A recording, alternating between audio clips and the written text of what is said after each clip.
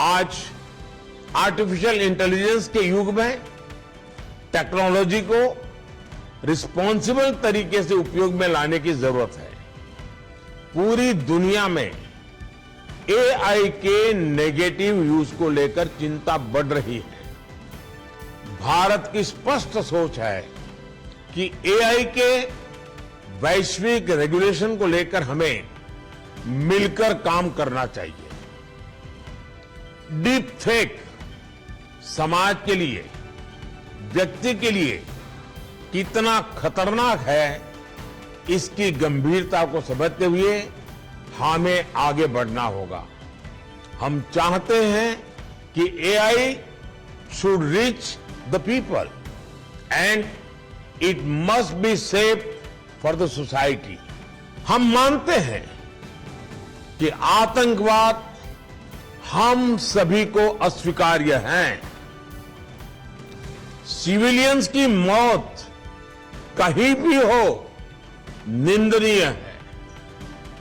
आज हुए हॉस्टेजेस के रिलीज के समाचार का हम स्वागत करते हैं। उम्मीद करते हैं कि सभी हॉस्टेजेस जल्दी रिहा हो जाएंगे। मानवीय सहायता का समय से और निरंतर पहुंचना आवश्यक है। यह सुनिश्चित करना भी जरूरी है कि इजरायल और हमास की लड़ाई किसी तरह का क्षेत्रीय रूप धारण न कर ले। योर हाइनेस, एक्सेलेंसीज, नमस्कार। मेरा निमंत्रण स्वीकार कर आज इस समिट में जुड़ने के लिए मैं आप सभी का आभार व्यक्त करता हूं। 140 करोड़ भारतवासियों की ओर से आप सभी का हार्दिक स्वागत है। फ्रेंड्स, मुझे याद है जब पिछले साल 16 नवंबर को मेरे दोस्त और इंडोनेशिया के प्रेसिडेंट जोको विडोडो ने मुझे सेरेमोनियल गेवल सौंपी थी, तो मैंने कहा था कि हम मिलकर G20 को इंक्लूसिव, एम्बिशियस, एक्शन ओरिएंटेड और डिसिसिव बनाएंगे। एक साल में हम सब ने मिलकर ये करके दिखाया है। हम सब ने मिलकर G20 को नई ऊंचाइयों पर पहुंचाया है।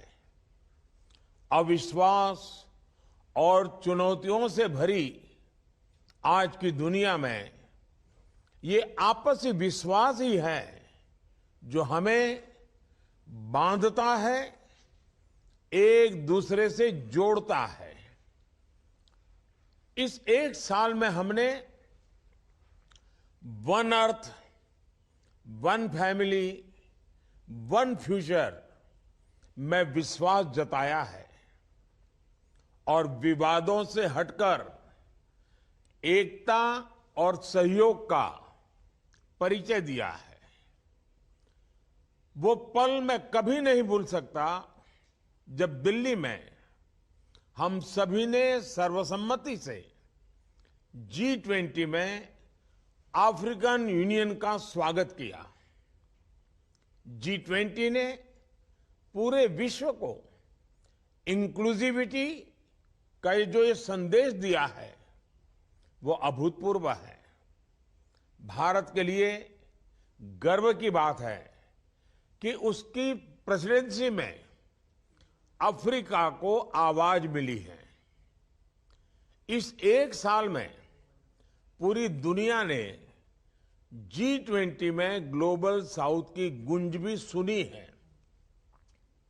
पिछले हफ्ते voice of global south summit में करीब करीब 130 देशों ने नई दिल्ली G20 समिट में लिए गए फैसलों की मन से सराहना की है। G20 ने इनोवेशन और डिजिटल टेक्नोलॉजी का समर्थन करते हुए ह्यूमन सेंट्रिक अप्रोच को अपनाने पर बल दिया है। G20 ने मल्टीलेटरलिज्म में फिर से विश्वास बढ़ाया है। हमने मिलकर मल्टीलेटरल डेवलपमेंट बैंक्स और ग्लोबल गवर्नेंस रिफॉर्म को दिशा दी है और इनके साथ ही भारत की प्रेसिडेंसी में G20 को पीपल्स 20 की पहचान मिली है। भारत के करोड़ों सामान्य नागरिक G20 से जुड़े, हमने इसे एक पर्व की तरह मनाया। योर हाइनेसेस, एक्सेलेंसीज, जब मैंने इस वर्चुअल समिट का प्रस्ताव रखा था तो कोई पूर्वानुमान नहीं था कि आज की वैश्विक स्थिति कैसी होगी।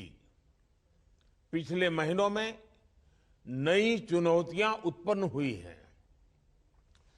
पश्चिम एशिया क्षेत्र में असुरक्षा और अस्थिरता की स्थिति हम सब के लिए चिंता का विषय है। आज हमारा एक साथ आना इस बात का प्रतीक है कि हम सभी मुद्दों के प्रति संवेदनशील हैं और इनके समाधान के लिए एक साथ खड़े हैं।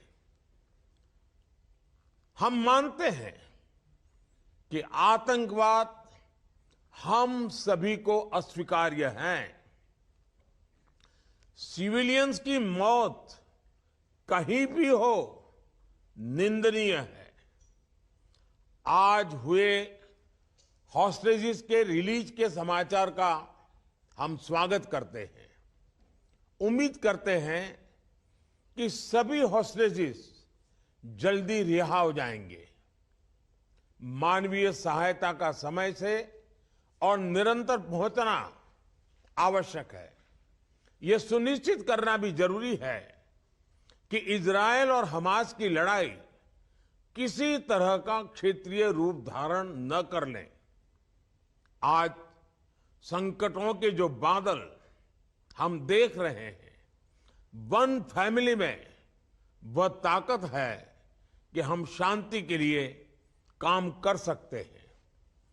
मानवीय कल्याण के दृष्टिकोण से हम आतंक और हिंसा के विरुद्ध और मानवता के प्रति अपनी आवाज बुलंद कर सकते हैं।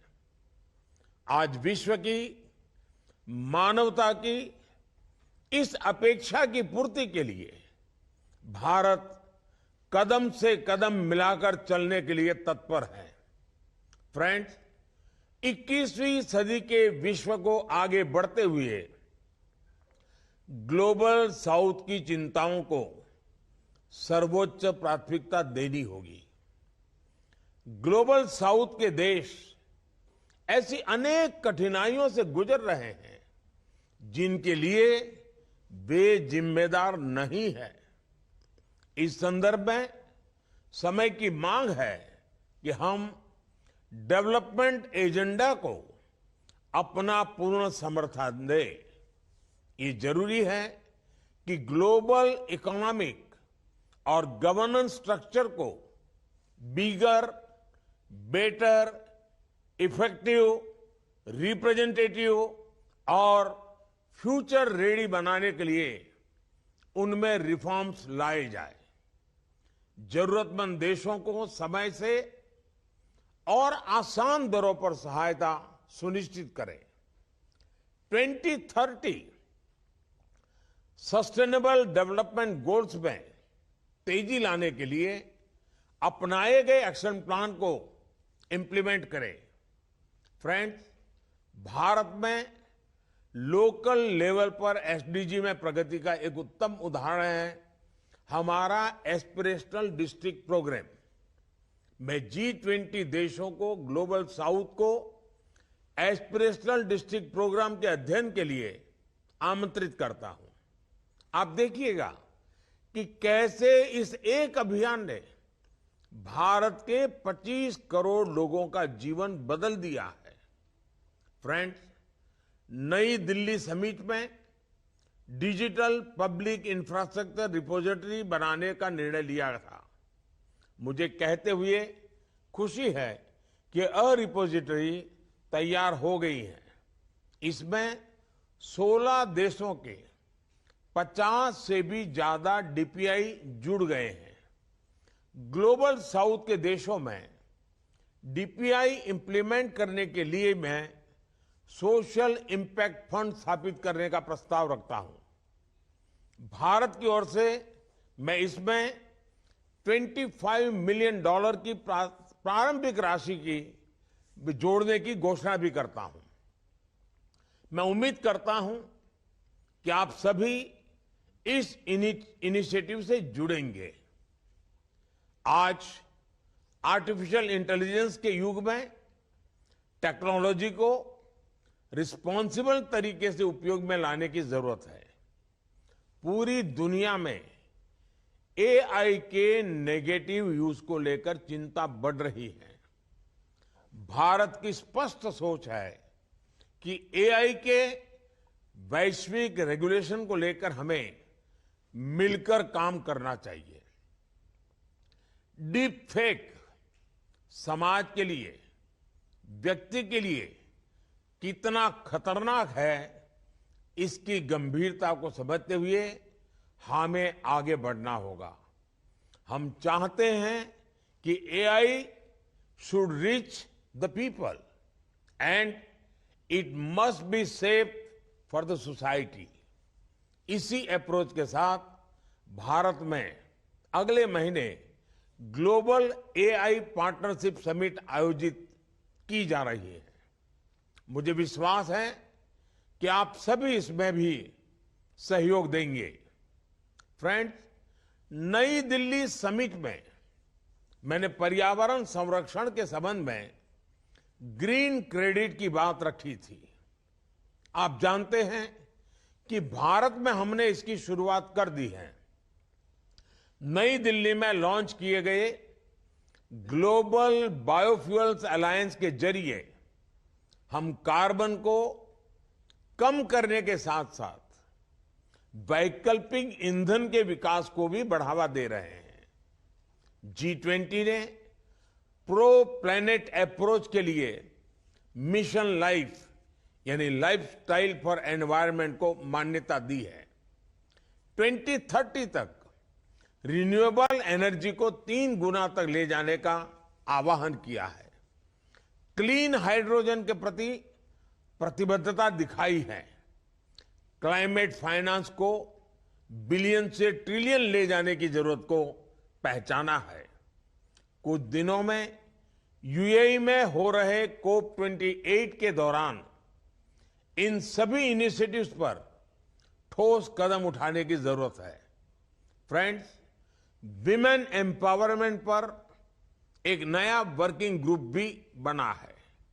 इस संदर्भ में मुझे यह बताते हुए बहुत खुशी है कि भारत ने अपने नए संसद भवन के पहले सत्र में एक ऐतिहासिक निर्णय लिया।